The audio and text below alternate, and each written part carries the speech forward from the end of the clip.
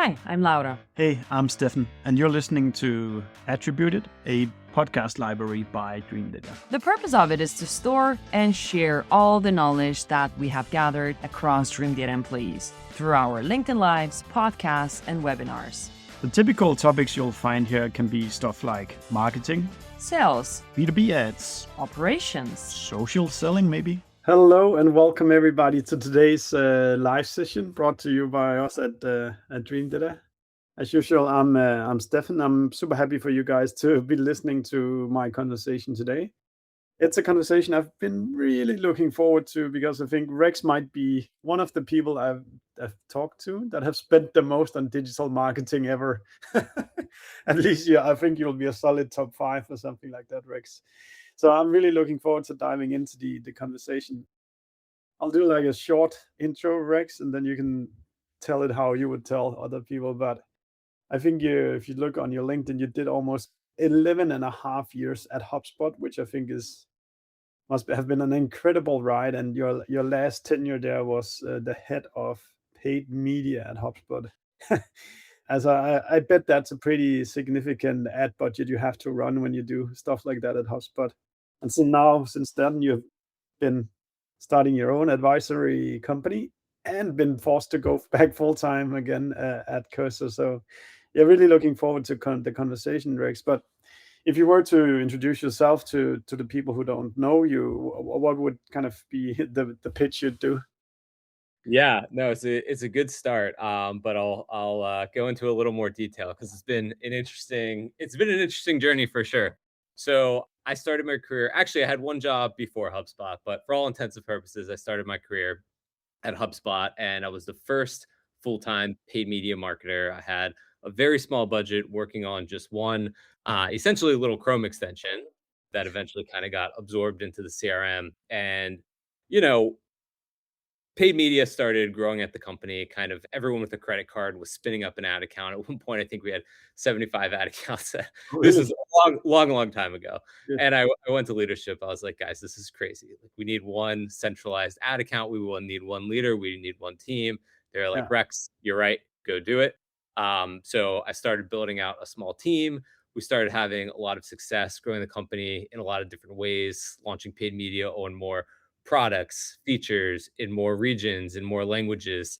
By the time I left, I had a team of about 20 people working for me. We were spread out across affiliate, performance marketing, and brand paid media. So did a little bit of everything and was having a lot of success there. And built out the team, grew the program in a really big way. And on the side, I started doing a little bit of advising. And I was getting to advise these really incredible companies that were just like super smart in so many ways. And first of all, it was very fun getting to see a lot of different ad accounts because when you're looking at the same ad account all day every day, you can kind of start to miss it. I guess this is probably the same for every profession, not just paid media. But now I was getting to see all these ad accounts, and that was really interesting. The other thing that was really interesting from this experience is I got to see a lot of different paid media agencies, and I became very unimpressed with what I was seeing in a lot of ways. I felt that these were some of the biggest, most sophisticated companies that I was working with. I mean, companies like Ramp and Vercel and Reddit and not those specific companies, but a lot of the companies that were hiring certain agencies I wasn't impressed with. And eventually I had seen enough. And I said, you know what? I'm going to go start my own paid media agency. I think there's a gap in the market for a good one. And I went off and did that and built out a whole big team, got all the processes in place, got recruited a ton of amazing clients. And that is still going, and that's still going great. But one of my clients, it was an advising client, uh, became Cursor. And Cursor was a very special company in a lot of ways. Very unique, growing very quickly to the tune of I had never really seen anything like it in a lot of ways. And You've seen HubSpot grow. yeah, this is different. And they approached me about joining full time. And at first, it wasn't really in the cards because we were just getting started with the agency. And for a number of reasons, I wasn't sure if everything was stable enough to run without me. But over time, as most successful agencies go, the founder kind of moves back from the day to day and does more like, sales and oversight. And it did become in the cards for me to go work at Cursor. And long story short, I got to know the guys more, got to know the company more, got to know the team more, and decided to make the switch. So right now, where I'm at, to kind of wrap it up, is the paid media agency is still going. I am above board, allowed to continue working on that in a more strategic oversight capacity. But now I am full time at Cursor as their head of performance marketing, and going to be building out that team. And that's kind of the story of where I've been. Fantastic. There's already a lot of questions that's popping up into my mind now. But let's start with if we just start with what was wrong with the agencies that you experienced across these different advisories, and Some of what are you trying to do different with your own agency? Yeah, I felt some of them were just a little like old school and not keeping up. So these ad platforms, they're just evolving so quickly, especially like, the last 6 to 12 months, as with everything in the world. And I felt a lot of the strategies were just kind of old school. There were a lot of like really like micro audiences and tiny budgets and people not really setting up their conversion tracking. Um, and I felt the people on the accounts just didn't know about like this new way of doing things where you like lean more into AI bidding and optimization and measurement and creative and doing all of this with checks, but making sure to at least test into it. And I'd go and look at like what these companies had tested like during like certain audits, and sometimes over the past year, like nothing had been tested at all. It's like Mm, this is 2026, guys. Like we gotta get moving here. Um, and I think a lot of it is oftentimes these agencies, they were just like spread super, super thin across too many clients. And then I also think like this is something that I realized later when I started interviewing a lot of people from my own agency, is that I don't think people were interviewing right at other agencies. So the way I do my interviews at my agencies, I pull up ad accounts and I'm like, okay, let's say I want to create a custom segment for a YouTube audience. Where do I go? Let's say I want to change a campaign level tracking template. Where do I go? Let's say I want to adjust my pixel. Where do I go? And the people that are in these ad platforms all day, every day, they don't even need to look at the screen. They just go top left, tools, shared library, audiences, hit the blue plus sign. And the people that really don't know paid media, they kind of struggle and they've never tried to build an audience before. It's like, you've been in paid media for 5 years, you've never built an audience. yeah. And these are people that are getting hired to these quote unquote top tier agencies. And it's no wonder that paid media agencies get a bad reputation, because I think it's warranted. I'm interviewing out of these top agencies, and 9 out of 10 people I can't talk to Yeah. can't build an audience. That's so interesting that you prefer that very, very tangible route for testing people. Um, what do you think it shows that people like use the tools that much? What are you looking to see when you force them into a particular ad account? Yeah, it's not that I think people can't learn. Like, I totally understand that anyone can learn how to do any of those things that I just said. Yeah, But when I ask someone that has 5 years of paid media experience yeah, how to update a URL, yeah, and they struggle to figure it out, yeah. that makes me bring their whole experience into question. Like, why, Mm, like, do they care about learning? Are they reading? Are they watching? Are they listening yeah, to podcasts like yours? Like, yeah, you know, like whatever happened to people being like a real master at their craft? And that's what I'm looking for. I also think it shows like a lack of curiosity. Like, yeah. they've been looking at that button in the ad account for 5 years. They didn't think to like click on it and figure out what it does. And so True. yeah, it's not that I think they can't learn, but it just, I don't have 5 hours with them. I need to know like Mm, where have they gotten to date. that's so interesting. I do agree that curiosity and joined together with ambition is probably that's that kind of combo you're looking for. I like I remember when I started in marketing, I used to Google everything I was sitting with. I used to like watch YouTube shows and like back when podcast was barely a thing, I would suck up any podcast I could find to try to level up a little bit and see what's the cheat codes that are out there. Exactly. I can't remember who said it. It might have been actually Sam Altman before he was famous. He said it shouldn't be an interview, it should be an audition. Like have them do like a half hour of the job and make sure they can do it, you know? That's very true. Some people can get away with bullshitting, but if you're asked to do something very deep into the platform, you just call the bluff very fast. Exactly. There's so many people, they look the part, they speak the part, they have the resume, and Mm, then, you ask them questions. It's like it becomes very eye-opening. yeah.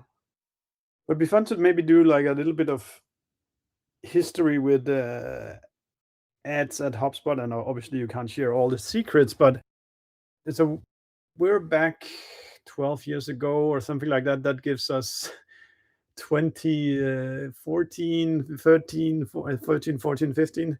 What was the HubSpot engine looking like back then? What was working?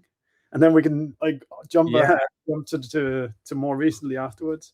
Yeah. So when I started at HubSpot, actually paid media was kind of like a bad word because I don't know if you know the HubSpot story, but they were all about like inbound and attracting people. And if you Yeah, I went and remember tried, when they're hearing either Damesh or the other founder saying that everybody blocked at HubSpot initially or something like yeah, that.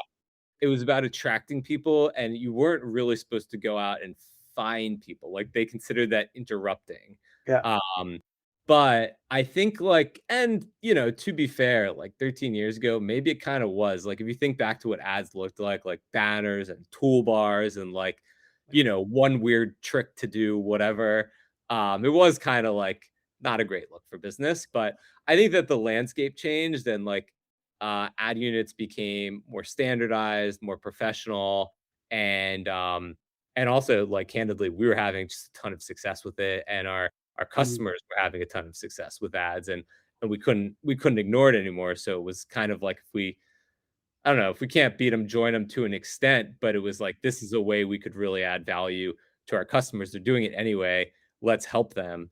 And then within a couple of years, the CEO was on stage launching HubSpot, had launched a tool to help with ads. And I actually think that tool does pretty well for HubSpot. I think the customers I really like it. And yeah, so the sentiment definitely changed. And now, for the past, I don't know, 5-10 years, ads have been like a part of HubSpot. Mm. Was it like Google search? That would be the biggest thing initially. Yeah, we did a lot on Google. We did a lot on Meta. We eventually got to LinkedIn in a big way. The main thing that was different is there wasn't really like a ton of AI yet. Like it was like early days. Like I don't know when Meta launched lookalikes. Like that was kind of like the That was really beginnings. awesome at a point. Yeah. Well, I remember like there was a period of time where I could manually set targeting and beat these algorithms. Ah, okay, yeah, Yeah, like at when I was first at HubSpot for a couple of years, but yeah. then it became I think about that as the honeymoon phase of Facebook ads. You had lookalike audiences and you had like zero GDPR, so you could retarget people for 6 months or 12 months or something like that. that's right. Tracking Those was easy. Everything was super tangible, like buyer journey. competition was pretty low as well. So you had quality audiences and you had little competition. That was back in another company. We spent a lot on Facebook. It was called back then, but like looking back, we should probably even have spent more than what we did. Yeah. Yeah, no, for sure. Like oftentimes the best time to spend is right now, like targeting is going to get harder, competition's going to get fiercer, it's going to get more expensive. That's probably one of the strongest marketing lessons I've had in my career. Is like nothing's working forever. So if it's working right now, you need to Do it right push now. push in right now. Yeah. Well, how did the paid marketing then evolve? I guess so very heavy on search ads and Facebook initially. And what was it like kind of in the later years? Not Yeah. allowed to disclose stuff like that. Yeah, no, I mean, it's mostly what you'd expect. I don't think, there's any big secrets. I mean, maybe a few smaller networks, but we were on, what you'd expect, like Meta, LinkedIn, Google, Bing, some review websites, DV360, all of the big players, and, any of the smaller little tricks I'll leave off, but I don't think I'd get into trouble for saying we're on the biggest ad networks in the No, world. no, that's good. And then you said something which I think it was also worth like going into. So you just for you it's normal to think like this, but you talked about tests and running enough tests. And I'd love to hear kind of what you're thinking about running tests with paid ads, and how should you do it, and why is it important, and those kind of things. Yeah, so there's still a lot you can test. And I think this varies by ad channel, but for example, let's just pick one like Google. So you can test different copy. You can test, do you want to pin headlines and pin descriptions or not, and just kind of let the AI run with it. There's all kinds of different campaign types. So there's search, but then within Google, you can also do demand gen. You can do YouTube, which is part of demand gen sometimes. You can do performance max. Within search, you can test this thing called AI max for search. And within that, there's a lot of different things you can test. Do you want to let it do keywordless bidding? Do you want to let it write copy for you? Do you want to let it pick a different URL for you? Do you want to let it do all of those things? You can test all of these things. You can test into different regions. You can test different bid strategies, like what's better, max conversion, max value, TCPA, TROAS. You can test different conversion points. So this is kind of a hot one right now of like, everyone wants revenue and customers, but you also need to be able to send enough data back to the ad network. So oftentimes people are choosing proxy metrics, SQL, MQL, lead, even higher up on the page. Maybe you assign points for spending a certain amount of time on the page, assign points for clicking a certain button, visiting the pricing page, that kind of, and like figuring out what do you want the algorithm to optimize to, because there's always trade-offs. Mm. So that's to name a few, at least on Google. And it's super good, Rex. About sort of, if we didn't drill down into the kind of the more high level, why do you test? Oh, Why sure, is yeah. it want your C2C teams testing stuff all the time, and what's kind of the like testing schedule you'll work with? Yeah. So I generally say the best thing you can do for the short term is not test at all. Just like put all of your chips behind whatever is working. The best thing you can do Oh, for The best thing you can do for the long term is test everything. Like, have nothing and say just constantly be trying to get better. Because testing is how you get better. You like have part of your traffic do this, part of your traffic do this, and you monitor the results. And the thing is, when something doesn't work, it's usually immaterial. It's like, mm, okay, we've lost $3,000 trying this thing, didn't work as well as the other thing, we pause it. But if it works, the upside just far outweighs the downside, because now you have this new thing that's, even if it's just a little bit better, it's better forever, and mm, you're, more optimized. And I think that the name of the game in paid media is just try to get a few percent better every week. I mean, mm, that's how it compounds. You won't, like, when you first launch a program, probably isn't going to work. There's too many combinations of, like, you haven't found what works for you yet.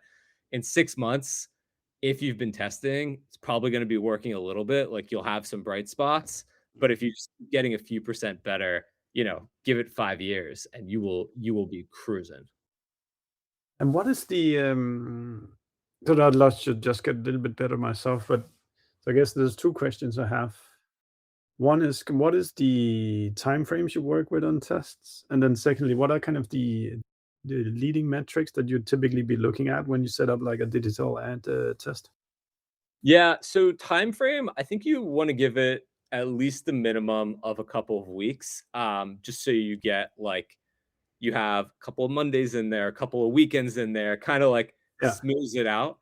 But I think it's more a function of, like, when do you have enough data rather than like 4 weeks or 6 weeks. Because, if you have a ton of, like, for example, let's say you're doing a landing page test, you Yeah. know, if you get 100,000 visits per day, you may have a pretty good sense in like a day. If Yeah, yeah, absolutely. you know, so it just becomes a function of like how long does it take to hit stat sig, but I think you do generally want to give it at least a few weeks, regardless, unless it's a total. If it's obvious, then go with the thing that's winning Yeah, soon. But if it's close, yeah, give it at least a couple weeks.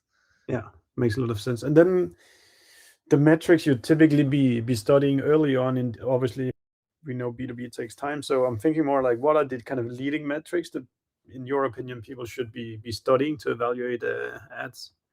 Yeah, so every company does it a little bit different, Yeah, but your typical life cycle stages is something to the effect of lead, MQL, SQL, opportunity, close one.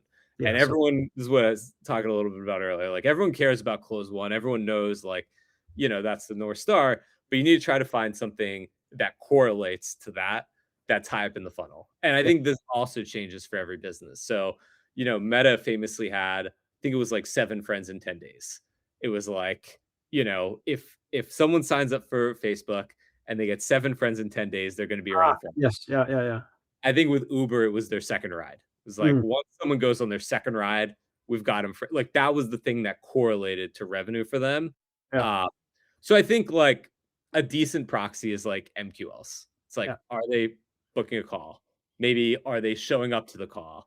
Um, but short of that, you can go even higher into the funnel and be like, how many people visited the pricing page? yeah, You know, and that may be correlated to revenue. yeah. So it's not like down to like more, even more leading, like time on spent on the website or You could check that too. Yeah, bounce you could. rate, stuff like that. Yeah, I've seen people use like effectively people that did not bounce.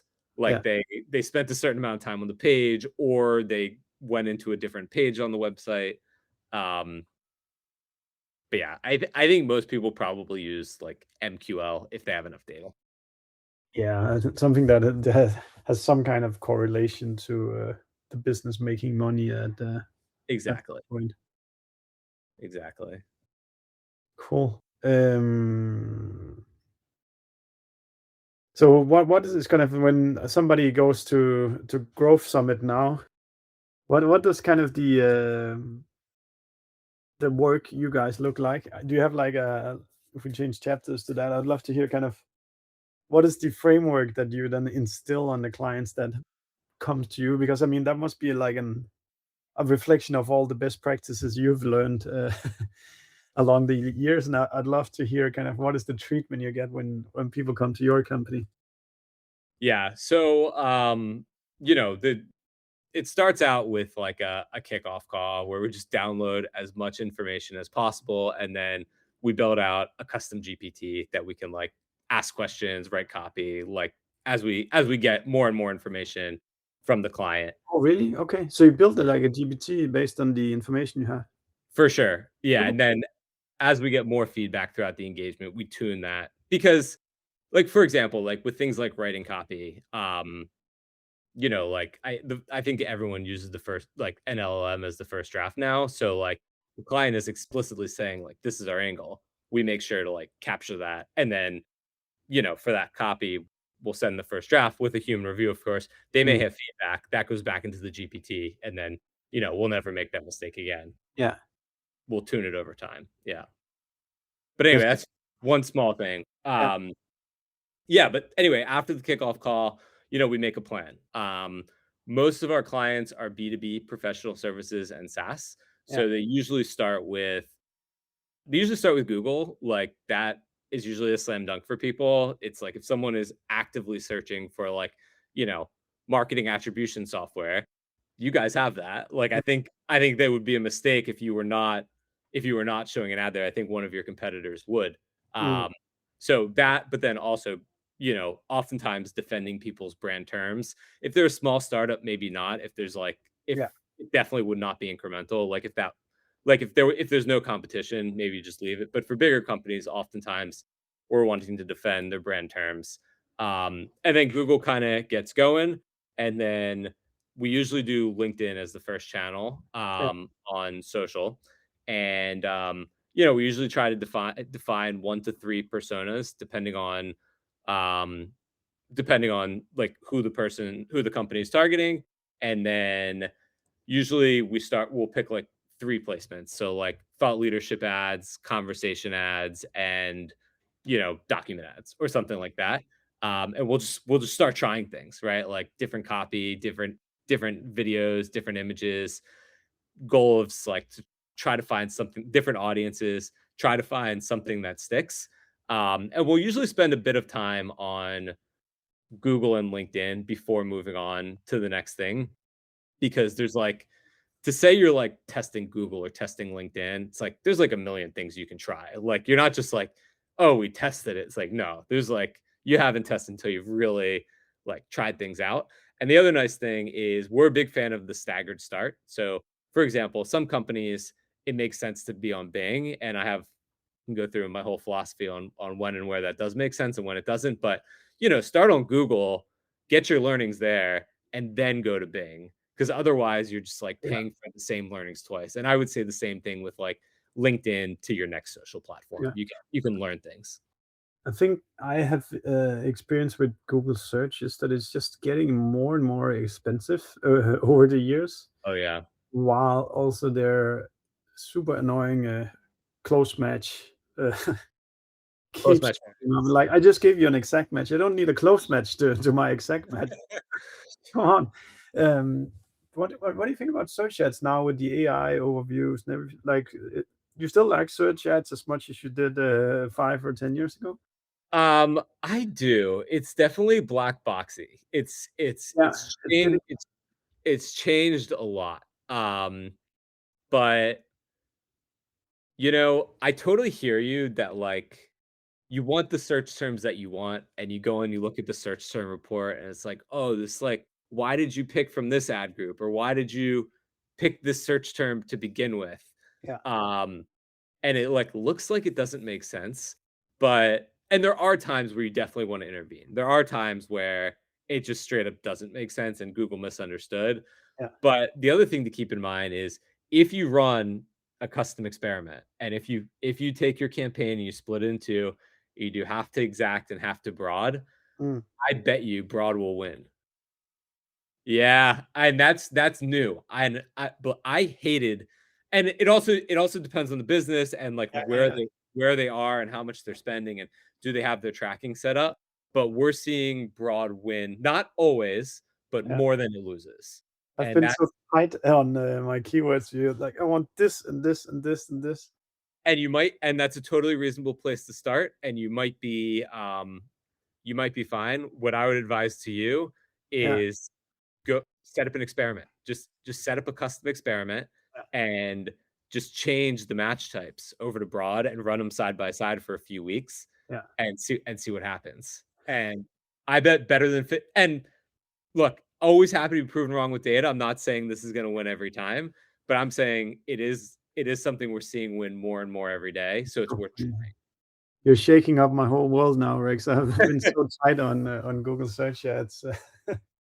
Yeah, it's that's how it was for 10 years. Like everyone hated broad match, but it's starting to I would keep an open mind on it.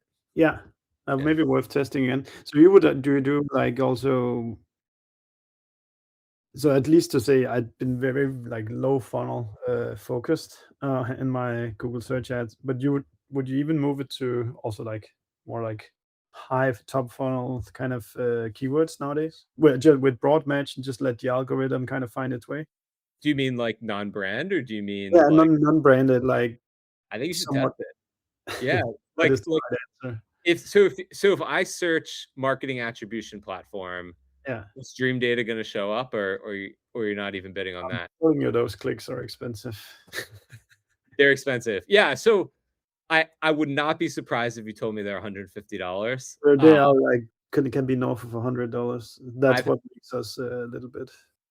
I've worked with a client that is gladly willing to spend $700 for a click, and you just have to like back into if it makes sense. So Yeah. I don't know enough about Dream Data to know No, if no, that's fine. Like, but it's just so funny to hear like that kind of contrarian to my normal understanding of how you should do Google search ads. And people are asking questions now, Rex, and which allow me to pull up a few of them. So Mark here is asking, I find LinkedIn very expensive with cost per demo to being like 3 to 5x on Google or Meta. Very hard to justify moving budgets, and I always end up pausing and rolling back experiments. Is that what you're seeing as well, normally? That's so I don't want to knock Meta. I've had a lot of good experience. Like even in B2B, I do think it's worth trying. Like for a lot of reasons, people think that their audience isn't on Meta. Meta's got like 3 billion users. Yeah, they're there. Everybody's there. Yeah. This is inconsistent. I'm curious how he's defining demo. If it's booking a demo, I actually agree with this. Meta is cheaper, especially lead form ads. Like those are crazy cheap. You can get those for dollars. Yeah. But if you look at like how people are progressing in the funnel, usually we do see LinkedIn winning there. Even if Meta wins on like that initial cost per demo booked. It's such a good pun because we just we just released a benchmark report where kind of also LinkedIn LinkedIn clearly wins downstream, where it's like it's more expensive clicks, but it's the only actually of Meta, Google Search, and LinkedIn. It's the only one that is actually ROI positive for all our clients. Oh wow. Okay. I tried sharing the link to the report. I'll just do it on the fly here. That's yeah. So yeah, LinkedIn might seem expensive, but in reality, it's probably not. And I think one thing I really like with LinkedIn is that they actually have an account concept.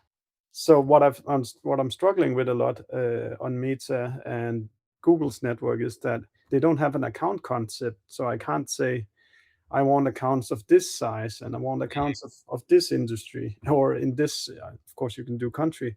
So you can't like for marketing attribution, I can't control whether it's a student that is doing some research for some kind of report, or it's an enterprise company which I really want as our customer.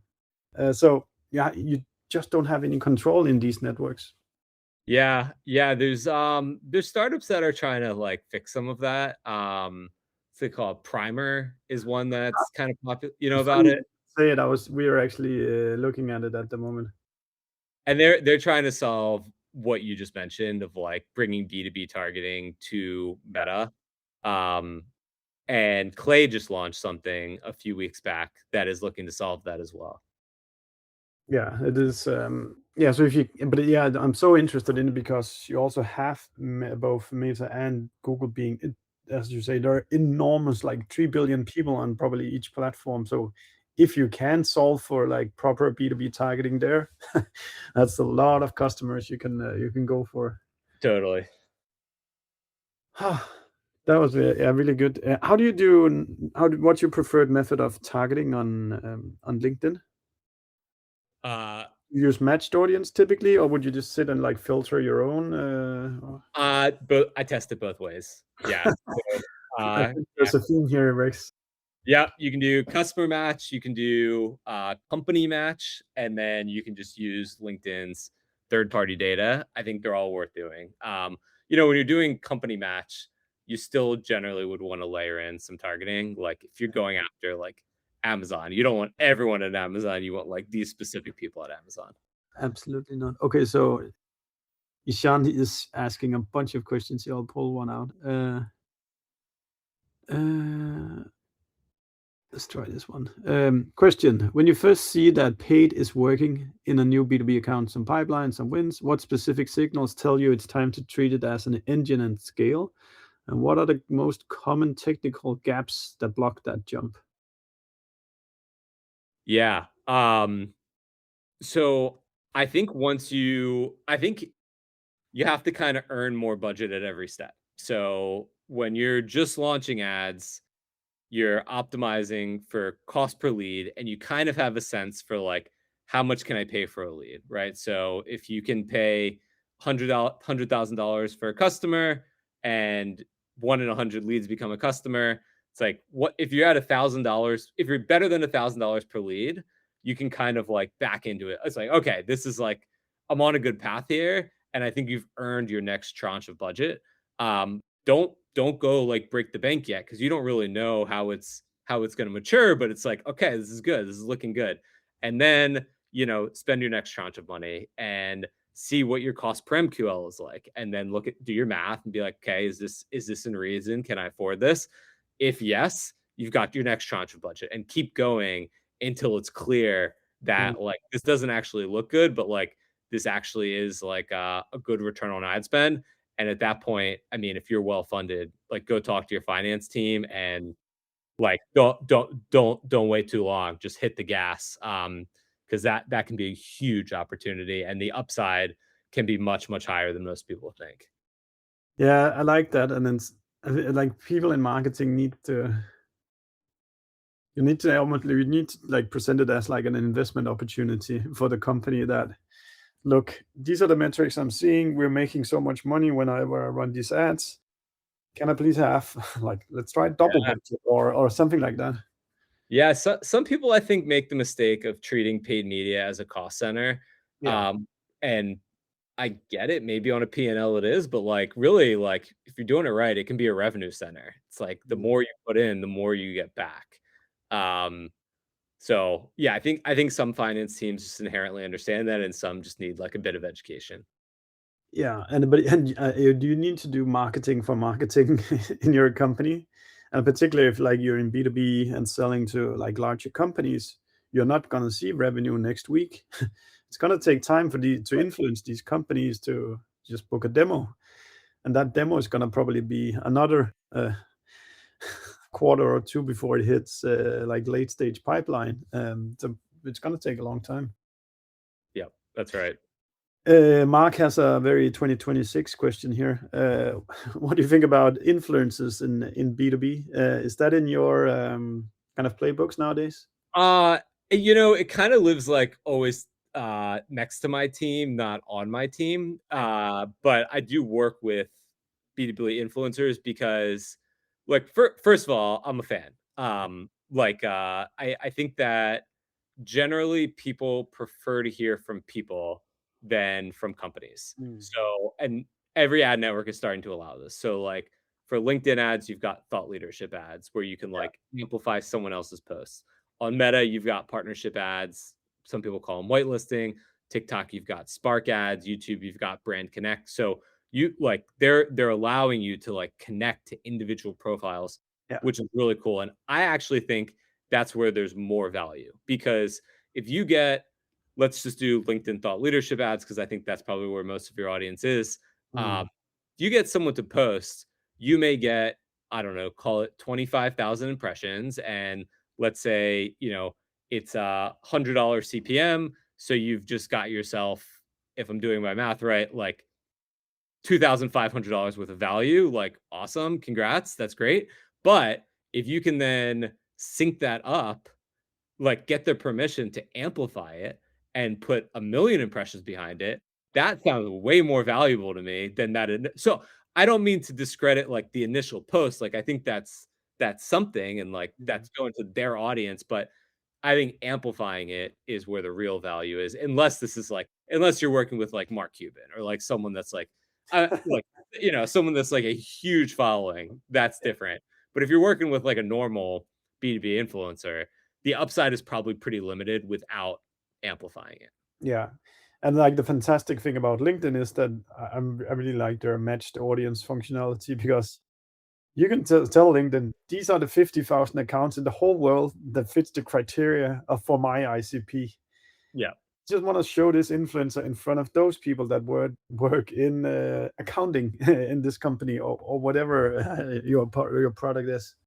And then this esteemed thought leader within this very small niche gets exactly in front of the right people for you. Yeah. No, totally. Yeah. It's there's value either way, but amplifying it will get you even more value. Yeah. Rex, I'm curious about something about just kind of when you work with ads at scale, where kind of we're just a Series B company. There's like relative limit to how much money we can spend. But when you get to the stage of like the HubSpots or maybe even Cursor nowadays, how do you run paid ads well at a company of that scale as opposed to kind of a smaller company? Because small tests, I could think maybe doesn't really matter because you don't need to lift pipeline with $100,000. You need to lift it with 100 million maybe next year or something like. Do you get what I mean? Yeah. Like how is it to drive such a big engine as opposed to running a smaller engine? Yeah. So there are actually a lot of similarities. I still think like big or small, there's no silver bullet. The name of the game is just like test a bunch of stuff and Yeah, see what works. I think a couple of differences at a big company. One is like small changes make a bigger impact. So like, if there's like a tool that costs $10,000 mm, and you're not spending very much money, it's like, you know, you're thinking like, well, what's the ROI on this tool? It's going to make me 10% better, whatever. Like, yeah, is it worth it? If you can do anything to make a really big budget 2% better, you don't even need to think. Like, you don't need to, it's just obvious. Like, yeah, okay, given how much we're spending, given the ROI, yeah, this tool is like the cost is immaterial. So that's one interesting thing that happens. Feedback loops are much faster at bigger spend. So like I was saying earlier, like when you have a small budget and you want to test something in B2B, you may have to wait 6 to 8 weeks to get data. yeah, If you're working with a very large budget and like a ton of volume, you can move a lot more. You can move a lot more quickly. You can test a lot more. You can learn a lot faster, which is cool. Um, and then I think measurement as you probably know here, like gets a little trickier at bigger companies. Like with startups, I mean, you may disagree with me. You probably will disagree with me on this, but like small company, I usually tell them don't overthink the yeah. tracking, the measurement. Just get going. Like you don't need like anything fancy. No, Um, but once you start having a lot of organic and word of mouth and you're on 10 channels, um, then I think you have to be more thoughtful in a few areas, multi-touch attribution being one of them. Think like incrementality being another, because all of these things kind of interfere and you start you start getting a lot of questions around like, I don't know how many you probably know, like, how many touch points are in the mm, average buyer like, it's yeah. probably, like, 40 for, like, some companies, something We just released a benchmark report last week. I think it was like 80 now or something like that. 80, oh my god. Right, Mm, so I think measurement just becomes a lot more challenging, like, that doesn't happen at first, yeah. like, with startups, but eventually I can't No, but that no, I completely agree with like small companies. Like the test is you actually started running ads, or just get going, so just Google Ads work because there's more leads coming through now. So no, at that point I do completely agree with Rex. yeah. Have you worked a lot with kind of when you get to that scale? Do you think about the synergy between like running multiple things at once, like turning all or turning on all the engines, or like that kind of cross pollination that takes place? Is that like something you'd think about as well? Yeah, so I think, like, the way this is one of the hardest things, in paid media, but yeah. Sorry. No, you're good. Usually, I mean, you can do the, like, just turn off thing. So, Mm, like, turn off ads in Australia for, mm, like, a certain ad network or whatever and yeah, see what happens, and that is one way to do it. The, uh the other way you could do it is you can heavy up. yeah, You can like, take like Australia or so you could go dark, or you could heavy up, or you could do something in between. You don't have to do it like just with Australia. You can also pick like 10 DMAs in the US and heavy up or go dark or something in between. yeah. And yeah, this is like I think one of the harder parts of paid media that smaller companies I think don't have to worry about just yet, Yeah, but yeah. it does start becoming relevant later on. I also think about it as if let's say you have like again, what did I say before? 50,000 accounts globally, Mhm. and perhaps LinkedIn are only able to get you in front of 40%, or sorry, 50% or 40,000 of these. then you have to go find the rest of the 10,000 you're missing to get in front of on other platforms, whether that's Google search, or maybe in Australia they look at YouTube Australia, or whatever it's called. So that's at least how I think about our like ICP list, is that just not, we sell to B2B marketers. I was about to say maybe they're not all on LinkedIn, but that might not be true. Maybe they are all on LinkedIn, but other industries might not be as LinkedIn heavy, so they might need to go other places to get in front of them. For sure, absolutely. I mean, I love LinkedIn as much as the next guy, but I do think there's a big world out there outside of LinkedIn where you can find more people. And I do think it depends on the demo of like your ICP of where you go. If we change chapter a little bit, Rex, I'd love to hear kind of your thoughts about like digital marketing in 2026, and like looking ahead. What do you think? Like, what are the sort of, what's the platforms that are working right now, and maybe also like what is the work methodology that is to kind of make marketing teams efficient in these years to come? Yeah. So I think the platforms that are working are a lot of the same. I think measurement's getting trickier, but I think the places that I'm still seeing a lot of people are on the big ones. So Google, LinkedIn, Meta, some Yeah, Reddit, some YouTube, some Twitter. yeah, It's some of them won't look like they're working, even though they probably are. So like I mean, without like a dream data type tool, yeah.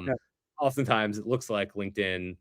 I mean, LinkedIn still might look like it's working, but it's probably doing even better than you think. Uh, Mm, I think YouTube is in that category too. Like people always launch YouTube and it looks like it's not working, but if you keep digging and you like look at view through conversions or you run a holdout study, I think it is usually better than people think.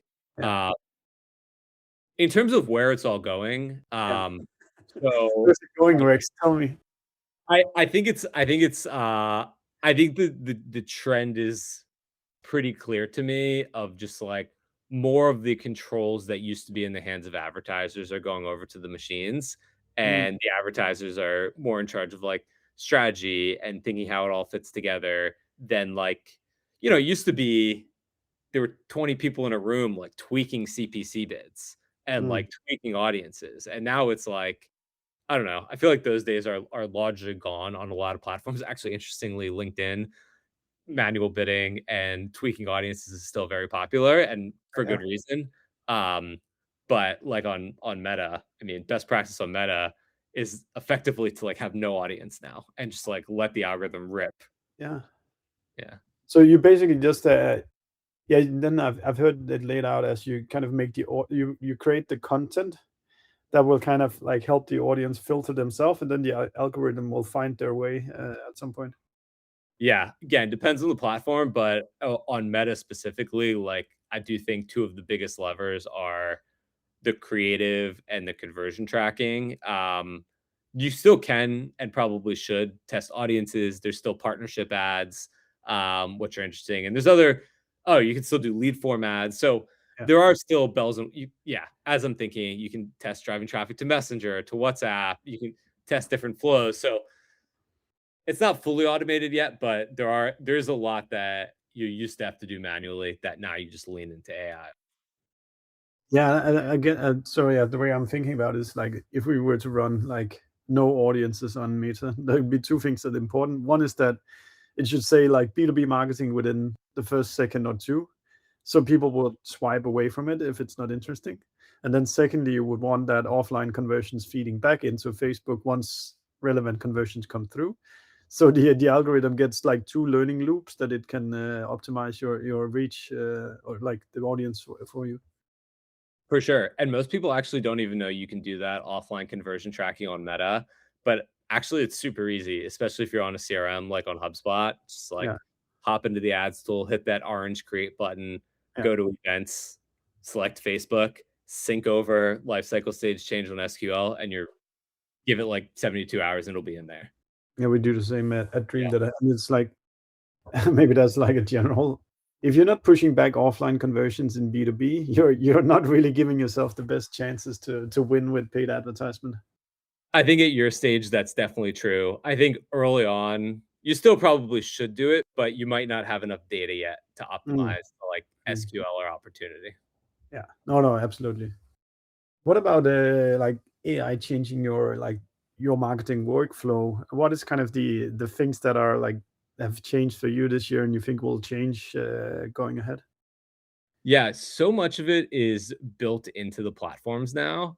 Mm, Where like, yeah, like the how you set your bids, how you set your audiences, how you optimize, so much of that is built into the platform. So it's really just like keeping an eye on it. But yeah, we do the custom GPT thing to help with creative.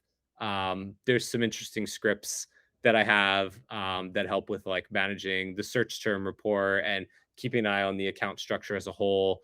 There's also a lot of like new tools that will like constantly be in ad accounts, like looking for ideas and issues, which we started using at the agency. Because it's actually kind of hard to like as an agency owner to make sure like every single thing is good and consistent for every client. But like thank God for AI. And we have tools out there where if something looks off, we'll yeah. like get an alert and someone on the team will like if it's off, they'll hit fix and it just fixes it. Is that like your own custom agents you built to go do it? Combination. For that one I just mentioned, we have a third party tool that we Yeah, use, but we have some custom scripts as well. yeah.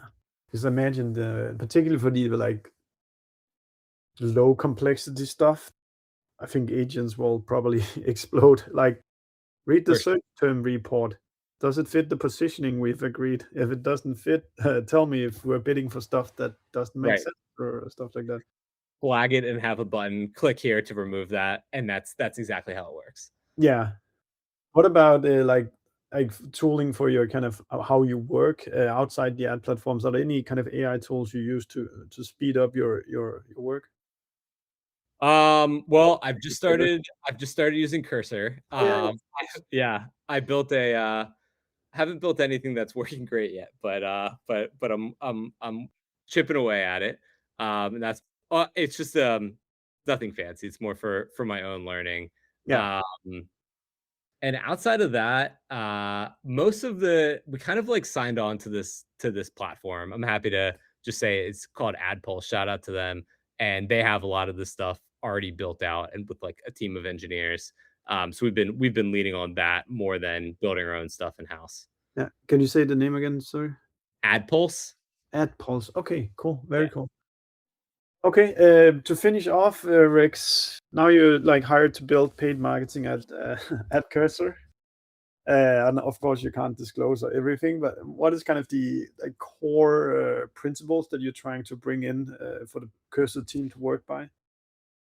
Yeah, I think core principles is lean into like all of the AI features with some checks, test aggressively, like, you know, lots of channels, lots of messaging, lots of creative, lots of, conversion points, everything that we talked about. Um, yeah, I think within that, reporting is another one that I feel is important to get right so that like, it's not just it's working, but like you can see it and prove it. I think that's good reporting helps you get more budget. Um, what else? Um, and then For yeah, for go ahead. tests, how many? If you think about one employee, how many tests can one employee oversee at any given time? Uh, I don't know. I think it depends on the test, but a Yeah. lot. Okay. Like, yeah, yeah. I But don't like know. you can't just sit with one a week or something like Oh, that. no, no, no, and I Okay. think this is, like, my final note here is to try Yeah. to move, like, very, very quickly. Cursor's in an exciting Yeah. and very fast-paced market. Yeah. I wanna make sure we move super, super fast. I guess it's a bit of a land grab mode where you need to get into the account as soon as you can. Right. Fantastic. Thank you so much, Rex, for sharing all these very insightful stuff with us. If you want to send people on a path to get to know you better, or like even follow or speak with you, where should people go? Yeah, you can check me out on LinkedIn. Feel free to message me. If you want to work with an agency, I know a great one. Happy to point you towards them. And if you want to sign up for Cursor, that's the new big project right now. So would love it if you create an account and go check it out. Fantastic. And if you've been listening to Rex and I and strongly agree or strongly disagree with what we've been saying, make sure to find the episode on YouTube or LinkedIn and type in your question. We'll monitor your comments as they come in. But thank you so much for your time, Rex. I really appreciate you sharing all these insights. Thanks for having me. This was fun. Take care. Bye-bye, guys. We hope you like listening to us. Subscribe to our podcast and the ones that we have been guests on. And if you have any feedback for us, just do let us know. And should there be a guest that you think we should be talking to, then pitch us. We're looking forward to seeing you.